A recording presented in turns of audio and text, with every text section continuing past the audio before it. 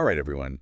Ready to dive into a topic that's probably on a lot of people's minds. Oh, definitely. I'd say so. Workplace romance. Yeah. Always a bit of a tricky one, right? It can be. And we're really lucky because we've got this awesome article here called Navigating Workplace Romance, Okay. Balancing Professionalism and Personal Connection from the Popcorn Hour blog. Nice. Yeah. So, it can be great, can be a minefield. Yeah. We're going to break it all down.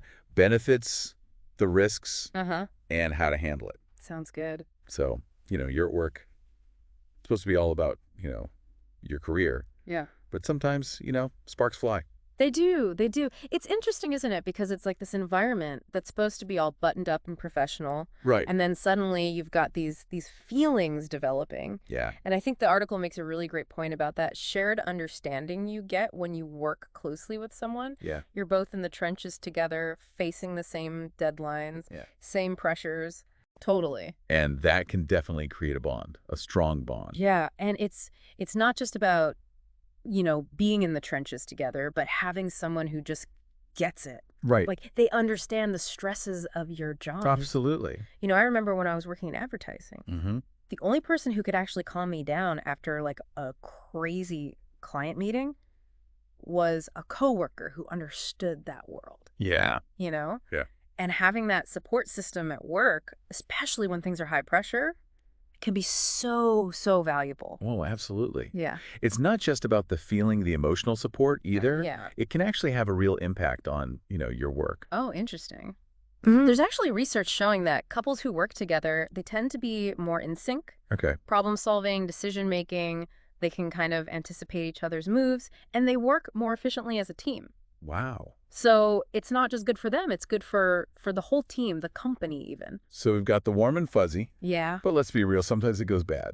Oh, yeah. Right. It definitely can. And then it can be really, really bad. Mm-hmm. The article talks about all those potential issues like conflicts of interest, Oh, yeah, that's a big one. favoritism. And it's not even just about actual favoritism, It's the perception. Oh, right. Even if you're being completely fair, if people think you're showing favoritism, Yeah. that's damaging. Yeah, totally. Let's say you're dating your manager and you get a promotion, Uh-huh. even if you totally deserve it. Yeah. Other people might see it differently. Right. And that creates resentment, distrust. Not good. Not good at all. So how do we avoid this? Well, the article, it stresses company policies. That's your first line of defense, really. Oh, right. The rule book. Exactly. And they're there for a reason. It's not just to be a buzzkill. They're there to protect everyone, the individuals and the company. Yeah. So you need to know the rules. Consent, disclosure, potential consequences, all that. Okay. So you've read the company handbook. Right. You're feeling that spark with a colleague. Right. How do you even know if they feel the same? That is the question, isn't it? It's like a subtle dance. Yeah. The article mentions eye contact, teasing, Okay. how often you interact. Right. But you have to be careful about misinterpretations. Oh, yeah, for Wow. sure. You don't want to, read into a smile too much. Right. Exactly. It could just be friendly. Yeah, exactly. It's about looking for a pattern, not just one thing. Okay, that's really good advice. And context matters, too. Oh, yeah. A late-night work session, it creates a different atmosphere. Okay. Makes sense. So let's say you figured it out. Right. Feelings are mutual. You're a thing. Okay. How do you date a coworker without everyone knowing your business? Well, professionalism, that's key. Okay. You've got to find that balance, expressing affection, but respecting the workplace. Right. The article talks a lot about boundaries, avoiding PDA. Yeah. Very important. No one wants to see that. You don't want to make people uncomfortable, and you don't want to be the office gossip. Right. So discretion is key. So no PDA, no mushy emails, Definitely not. and no fighting in the break room. That's a good one to avoid. It's really about finding ways to connect that don't disrupt things. Okay. Think respectful affection, Respectful affection. not a reality show. Okay, got it. Yeah. We've talked boundaries, discretion. Mm-hmm. What about, what are the big ones? Conflicts of interest. Oh, yeah, that's a big one. Especially when there's a power dynamic, like a boss and a subordinate. Yeah. That's when you have to be really transparent, communicate with your employer. It might mean restructuring things, reporting lines, maybe even someone changing roles. Wow. Okay. So it's not just about being discreet with your partner, but being upfront with your employer. Right. You have to work together to find a solution that works for everyone, Oh. ethically, fairly. And this isn't a one-time conversation. Right. No. No, definitely not. It's an ongoing thing. Relationships change, careers change. You need to be able to adapt. So communication is key. Hey. But what does that actually mean? What should you be talking about? Well, it's more than just how was your day. Right. You need to be able to talk about expectations, boundaries, You know, how you handle challenges together at work and outside of work. oh, that's good. That's a lot to think about. It is, but it's important. It's about building a strong foundation, for your relationship, for your careers. So it sounds like navigating a workplace romance, it takes a lot of maturity, It does. self-awareness, Absolutely. and really open communication. With each other and with Yeah. your employer. That's key. Okay. Now, what happens when, things don't work out? Breakups. Breakups. That's a whole other challenge. Right. Because you still have to see each other. Exactly. The Yeah. article talks about this, and it's not easy. Yeah. But even in a breakup, professionalism is key. Clear boundaries, respectful communication, focus on your work. So no dramatic scenes? No, not at work. No passive-aggressive emails. Best to avoid that. Okay, so basically take the high road, even when it's hard. Yes, that's it.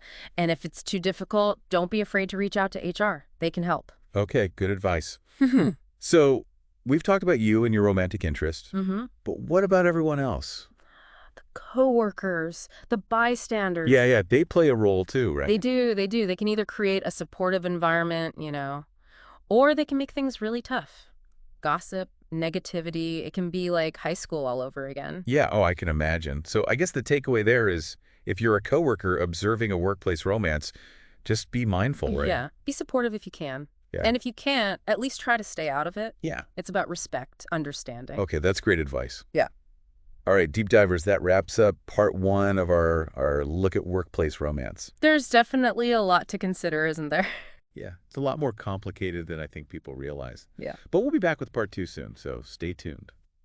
Welcome back to our deep dive on workplace romance. I feel like we just scratched the surface. Yeah, there's a lot to unpack, right? Right. I mean, we talked about the company policies, the importance of communication, being discreet. Right, the basics. But then there's this whole other layer, like the unwritten rules. Ah, yes. The unspoken code. Exactly.